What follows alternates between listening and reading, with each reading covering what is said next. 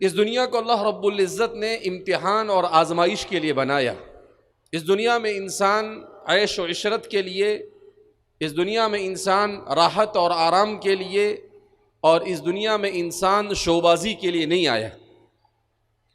اللہ رب العزت نے اسے اس لیے بھیجا ہے لِيَبْلُوَكُمْ أَيُّكُمْ أَحْسَنُ عَمَلًا، کہ تم میں سے کون ہے جو بہترین عمل کر کر آخرت کی زندگی کو وَمَا هَذِهِ الْحَيَاةُ الدُّنْيَا إِلَّا لَهْوٌ وَلَعِبٌ وَإِنَّ الدَّارَ الْآخِرَةَ لَهِيَ الْحَيَوَانُ، جس کو قرآن بیان کرتا ہے کہ یہ دنیاوی زندگی تو محض کھیل اور تماشا ہے، اصل زندگی تو آخرت کی زندگی ہے، جہاں پر اللہ رب العزت فرماتے ہیں کہ اس دنیا میں اس لیے بھیجا تاکہ وہ ہمیشہ ہمیش کی زندگی کی کامیابی کی راہ چن سکو، اور ہمیشہ ہمیش کے لیے اللہ رب العزت کے عذاب سے اپنے آپ کو بچا سکو۔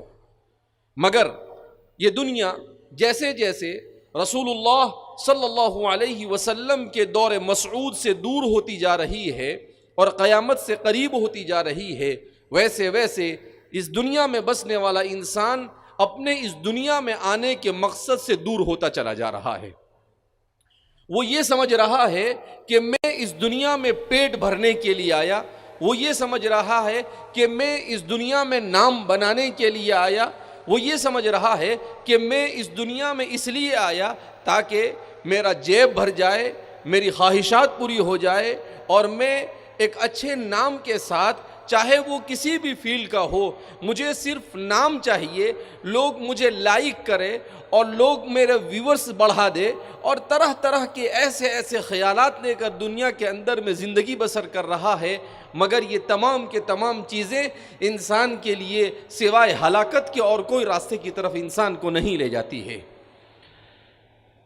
اللہ رب العزت نے مجھے اور آپ کو ایمان کی نعمت سے مالا مال کیا۔ یہ ایمان کی نعمت ان لوگوں کو اس کی قدر ہے جو لوگ ایمان میں داخل ہو رہے ہیں۔ ہم دیکھ رہے ہیں کہ جاپان، یورپ اور امریکہ اور یو کے، یہ وہ ممالک ہیں جنہوں نے آج سے 300-400 سال پہلے منصوبہ بنایا، عالم اسلام پر حملہ کیا۔ اس ملک ہندوستان میں بھی وہ آئے اور اس ملک پر انہوں نے 200 سال تک حکومت کی۔ اس ملک میں جب انگریز آیا، ہمارے مسلمانوں کو معلوم ہونی چاہیے، آج ہماری تاریخ کو مٹانے کی کوشش کی جا رہی ہے، ہمارے تاریخ کو جڑ مڑ سے نکالا جا رہا ہے۔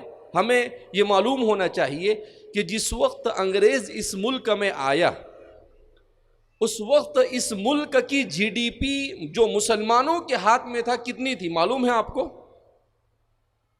پوری دنیا کا 30% جی ڈی پی مسلمان، 30 جی ڈی پی تھی۔ یعنی ہندوستان میں جس وقت انگریز آئے اس وقت اس ملک کی جی ڈی پی کتنی تھی؟ 30 اور آج 3 بھی نہیں ہے۔ کہتے ہیں کہ جب وہ آیا تو ہماری جی ڈی پی 30 تھی، یعنی پوری دنیا کی دولت کا 30% حصہ ہندوستان کے اندر میں پایا جاتا تھا، صرف ہندوستان میں۔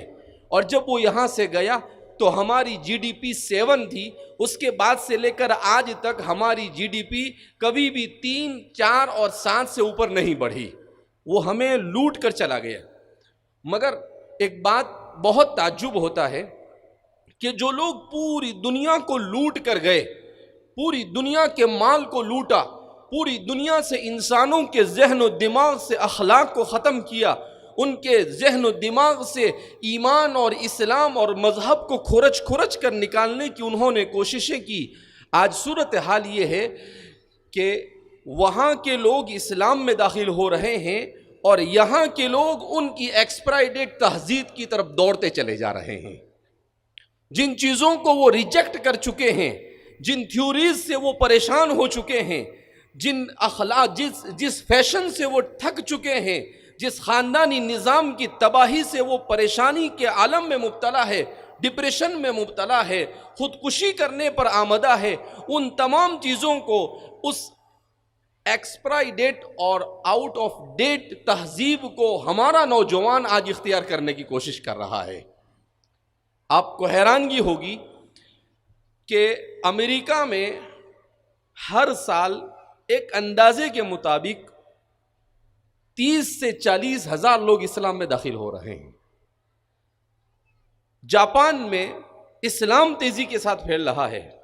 ان لوگوں کا خود یہ دعویٰ ہے کہ اگر اسی تیزی کے ساتھ اسلام پھیلا تو ایسا محسوس ہوتا ہے کہ 2050 تک اسلام یورپ کا سب سے بڑا مذہب ہوگا، سب سے زیادہ مسلمان وہاں پر پائے جائیں گے۔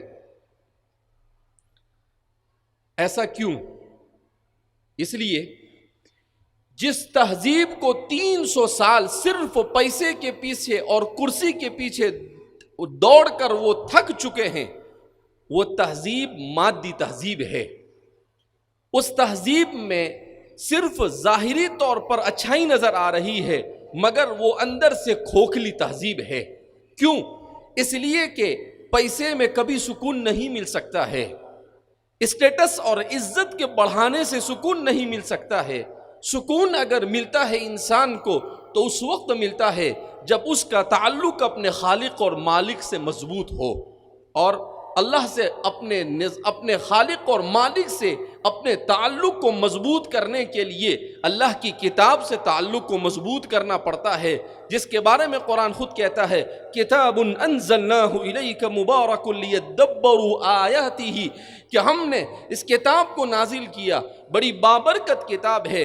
کیوں نازل کیا؟ ہم نے اس لیے نہیں نازل کیا کہ صرف اس کو محفلوں میں پڑھ دیا جائے اور کسی میت کے اوپر اس کی تلاوت کر دی جائے، نہیں، اسے اس لیے نازل کیا تاکہ اس کی آیتوں پر غور کرو، اور غور کرنے کے بعد تم اللہ کی معرفت حاصل کرو اور اپنی ہمیشہ ہمیشہ کی زندگی میں کامیابی کے اسباب اختیار کرو۔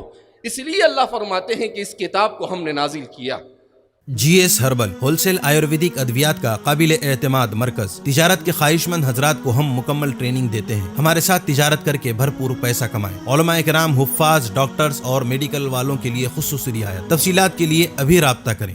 قاسمی حج عمرہ ٹورز اینڈ ٹریولز، حج عمرہ اور دیگر مقدس مقامات کی زیارت کا بھروسے مند مرکز۔ حج عمرہ جانے کے خواہش مند حضرات اسکرین پر دیے گئے نمبرات پر کال کریں۔